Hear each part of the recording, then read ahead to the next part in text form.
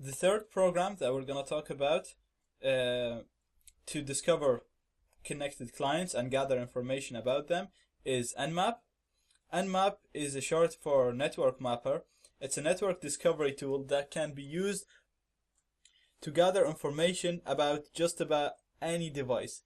You can gather information about any client that is within your network. You can discover clients that's within your network. You can gather information about clients that are outside your network. You can gather information about clients just by knowing their IP. You can put the IP and then you can gather information. Now, Nmap is a huge tool. It has many uses.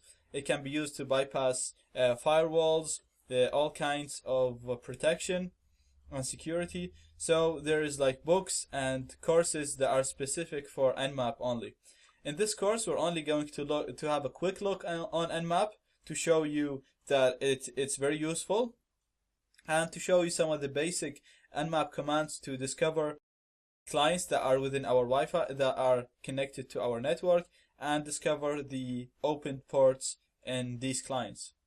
We're going to use Zenmap, which is the graphical user interface for Nmap, and let's see how we do that. So we're just going to type Zenmap.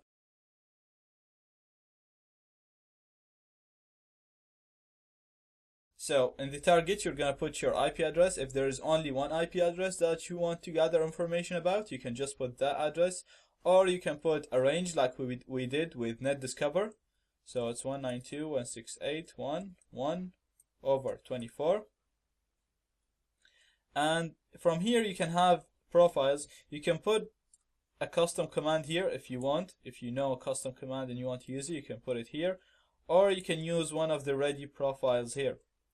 So we're going to have a look on those ready profiles. We're going to have a look on the ping scan first.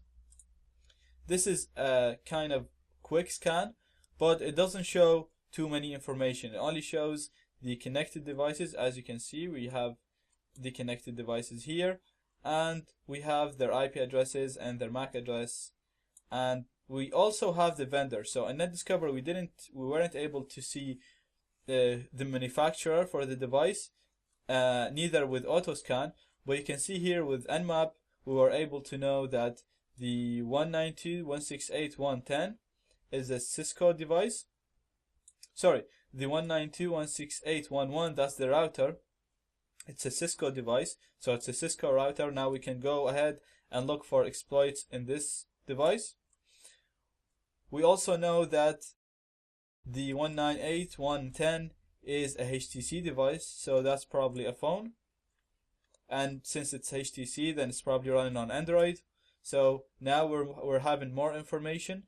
We can see that this device, the 12 device, is an Apple device. So again, it's either a phone, a tablet, or a Mac.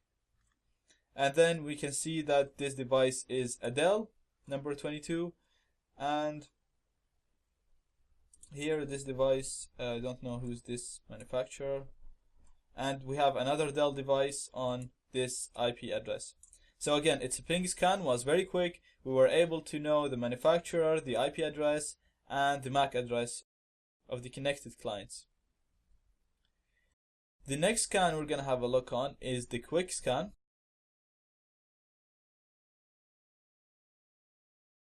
Now this is going to be slightly slower than the ping scan, but we will get more information than the ping scan. We're going to be able to identify the open ports in each device. And here we go. You can navigate in between the devices from here, from this panel. So we can see the main, the router has these open ports. So it has number 80 open and these ports are closed. We can see again the, remember in AutoScan we saw that one of the devices had 22 port open.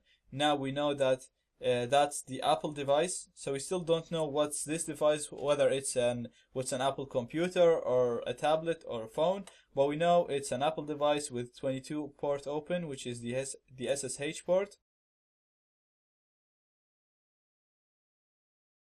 We can go on all the devices, and as you can see, we can see the open ports on them. That's the Dell device. It has two ports open. It has a web server running on 80, and it has some service running on this port. Now let's have a look on the Quick Scan Plus, which will take the Quick Scan one step further. It's going to be a bit slower again from the Quick Scan, but it will show us the programs that are running on the opened ports. So in the Quick Scan, we saw, for example, port 80 is open, but we didn't know what's running on port 80. Or we saw port 22 running, but we didn't know what's running. We know it's SSH, but we don't know what SSH server is running on that port. So again, you can see this is taking longer than the Quick Scan.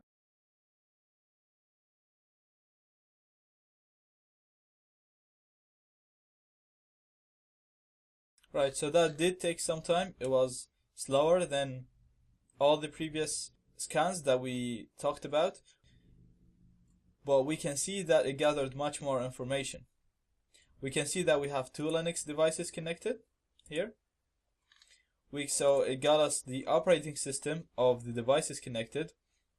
It also got us the version for the programs. So for example, we have the 192.168.112, the Apple device.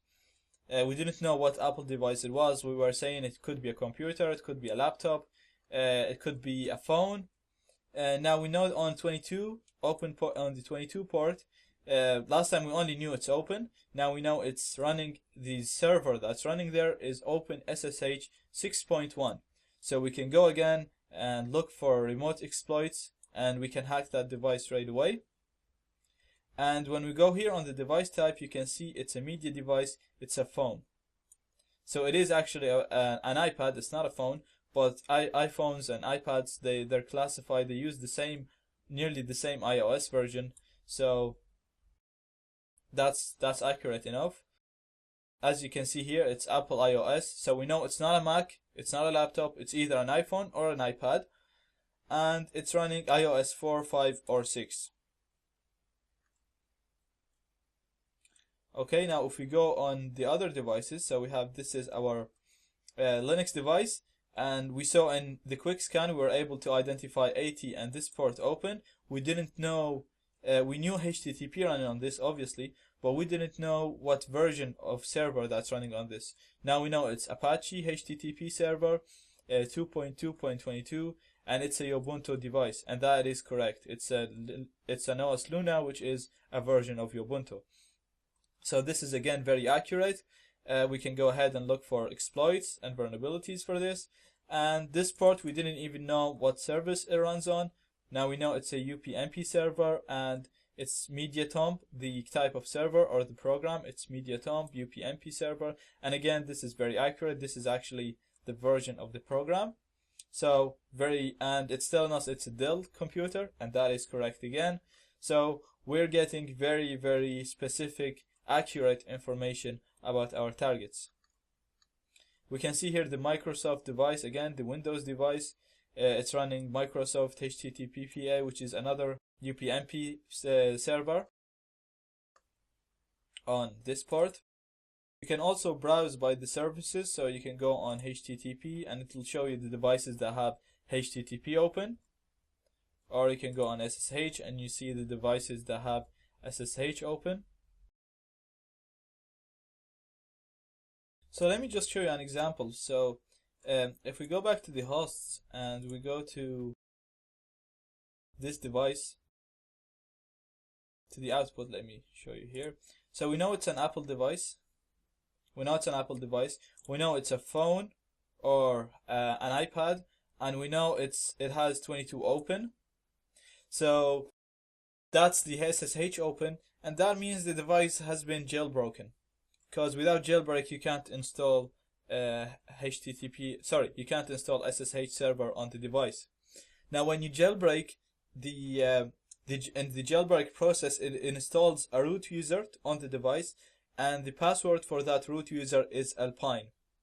Now, it's ALPINE. Most people don't even know that happens, and even the people that know, like myself, are too lazy to change it. So in many cases, if you find an iPhone or an iPad device with 22 open, you can pretty much just try to log into it straight away with SSH. So we'll do that here. We're gonna go SSH 192.168.1.12, and we're gonna go to root at this. Yes, it's gonna ask me the password. I'm gonna type in Alpine, ALPINE, and as you can see, I logged in as root.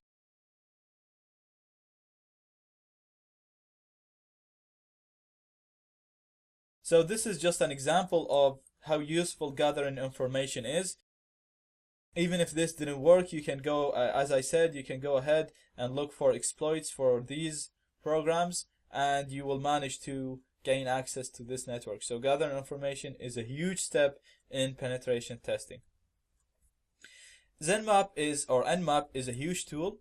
You can carry out so many types of scans. You can experiment with these profiles here, and I highly recommend that you read more about Nmap and increase your knowledge about it, because you will need to use it in many cases, not only in Wi-Fi networks or in Wi-Fi penetration testing.